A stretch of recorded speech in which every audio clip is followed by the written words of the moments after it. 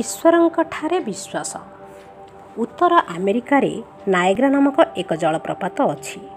ସେଥିରେ ପାଣିରେ ବହୁତ ଚଉଡ଼ା ଧାରା 160 ଫୁଟ ଉଚ୍ଚତାରୁ ତଳକୁ ଖସିଥାଏ।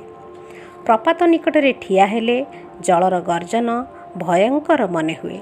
ଏହି ଜଳପ୍ରପାତରେ କେହି ପଡ଼ିଗଲେ ବଞ୍ଚିବାର ଆଶା ବି ରହେ ନାହିଁ। କେତେ ବର୍ଷ ତଳର କଥା।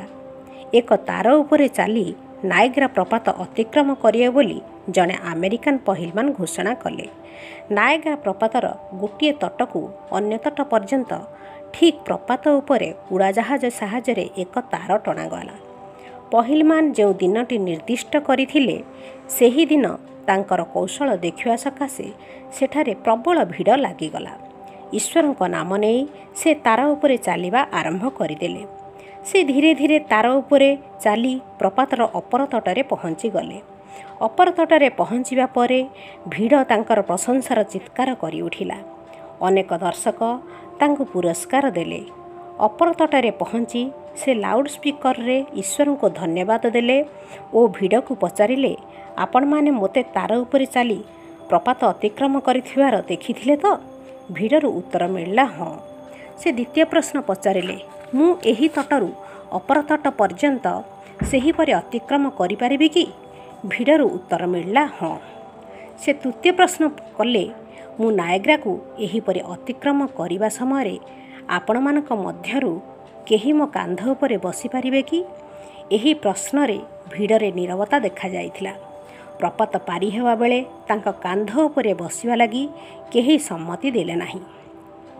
ସେ ନିଜ 16 ବର୍ଷର ଏକମାତ୍ର ପୁଅକୁ ତାଙ୍କ କାନ୍ଧ ଉପରେ ବସାଇଲେ। ପିତା ଧୀରେ ଧୀରେ ତା ଉପରେ ଚାଲିବା ଆରମ୍ଭ କଲେ। ଭିଡ଼ ଦୃଷ୍ଟିରେ ସେ ଦୁହିଁଙ୍କ ଉପରେ ନିବଦ୍ଧ ଥିଲା। କେହି କେହି କହୁଥିଲେ, ତାର ଉପରୁ ଖସିଗଲେ ଉଭୟଙ୍କର ମୃତ୍ୟୁ ସୁନିଶ୍ଚିତ ହୋଇଯିବ। କିନ୍ତୁ ଈଶ୍ୱରଙ୍କ କୃପାରୁ ପହିଲମାନ ନିଜ ପୁଅ ସହିତ ପ୍ରପାତକୁ ସହଜରେ ଅତିକ୍ରମ କରିଗଲେ। ଏଥର ଭିଡ଼ରୁ ପୂର୍ବ ଅପେକ୍ଷା ଅଧିକ ପ୍ରଶଂସାରେ ଉଛୁଳିଗଲା। ବହୁତ ପୁରସ୍କାର ମଧ୍ୟ ମିଳିଲା। ସେ ଲାଉଡ଼ ସ୍ପିକରରେ ଈଶ୍ୱରଙ୍କ ମହିମା ବିଷୟରେ ଏକ ସଂକ୍ଷିପ୍ତ ଭାଷଣ ଦେଇଥିଲେ।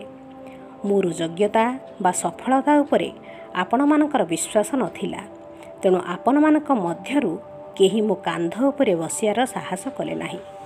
ମୋ ଉପରେ ମୋ ପୁତ୍ରର ବିଶ୍ୱାସ ଥିବାରୁ ସେ ମୋ କାନ୍ଧ ଉପରେ ବସିବା ପାଇଁ ପ୍ରସ୍ତୁତ ହୋଇଗଲା। ତେଣୁ ତାହାକୁ କାନ୍ଧରେ ବସାଇ ମୁଁ ପ୍ରପାତ ଅତିକ୍ରମ କରିପାରିଲି। ଈଶ୍ୱର ଆମ ସମସ୍ତଙ୍କର ପିତା।